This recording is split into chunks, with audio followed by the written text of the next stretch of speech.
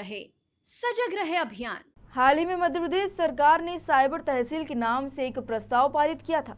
दरअसल इस प्रस्ताव के माध्यम से अविवादित भूमि नामांकन के प्रकरण सुलझाए जाएंगे। इस मामले में कांग्रेस की मीडिया पैनल एवं वरिष्ठ अधिवक्ता प्रमोद कुमार द्विवेदी ने यह प्रक्रिया जटिल और अव्यवहारिक बताते हुए कई सवाल खड़े किए हैं। द्विवेदी ने मीडिया से चर्चा करते हुए बताया कि साल 2000 में मध्य प्रदेश में पंचायती राज लागू किया गया था। इसके तहत सरपंच ग्राम पंचायत ही कृषि भूमि के संबंध में कई महत्वपूर्ण निर्णय लेने के लिए स्वतंत्र थी। वर्ष 2019 में तत्कालीन कमलनाथ सरकार ने भी कृषि भूमि और अन्य संपत्तियों के बंटांकन, नामांकन और रजिस्ट्री संबंध में कई जटिल नियम शिथिल किए थे ताकि कृषकों को भूमि संबंधित कार्यों के लिए परेशान होना न पड़े। 2 दिन पूर्व मध्य प्रदेश की शिवराज सरकार ने साइबर तहसील के नाम से एक प्रस्ताव पारित किया है जिसमें विवादित भूमि के नामांतरण की प्रक्रिया का उल्लेख है।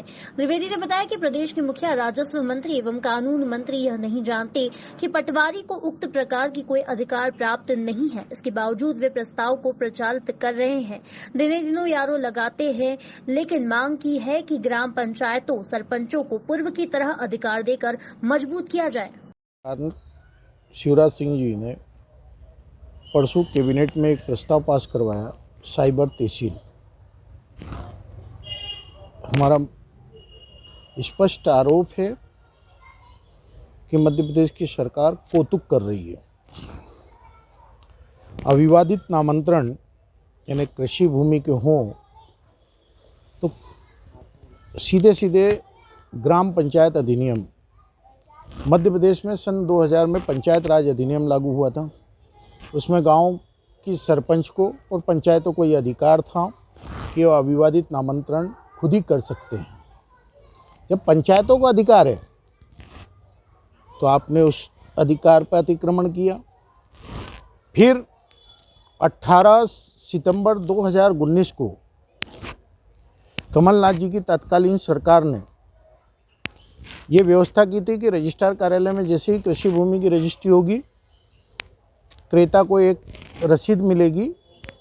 वो रसीद लेकर के वो तहसील कार्यालय 15 दिन बाद जाएगा, उसका नामांतरण उसको मिल जाएगा।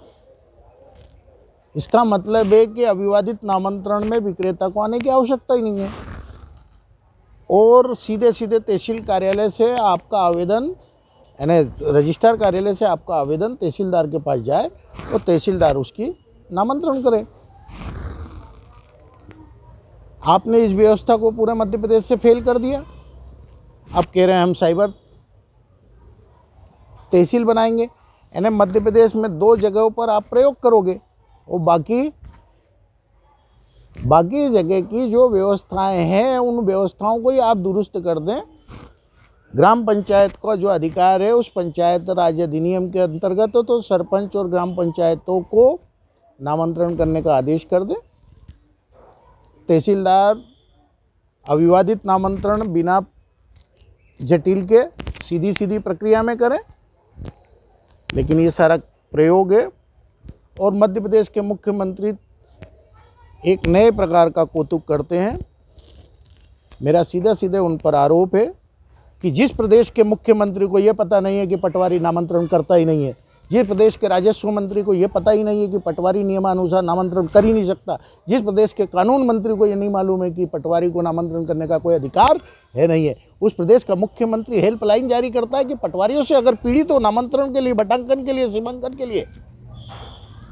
मतलब आप दरबार में साहब तो बैठे हुए हैं, चौकीदार की शिकायत करो। पटवारी को अधिकार ही नहीं है कानून में, लेकिन उसके लिए हेल्पलाइन जारी है। नामांतरण की पहले से व्यवस्था है ग्राम पंचायत राज अधिनियम में, लेकिन साइबर का नया कौतुक चल रहा है। तो 2 तहसीलों को तो आप साइबर के नाम पर, तकनीकी सिस्टम के नाम पर करोड़ों रुपए का खेल करोगे, बाकी मध्य प्रदेश में अराजकता का जो माहौल है वो चलता रहेगा। एक मामला ये था।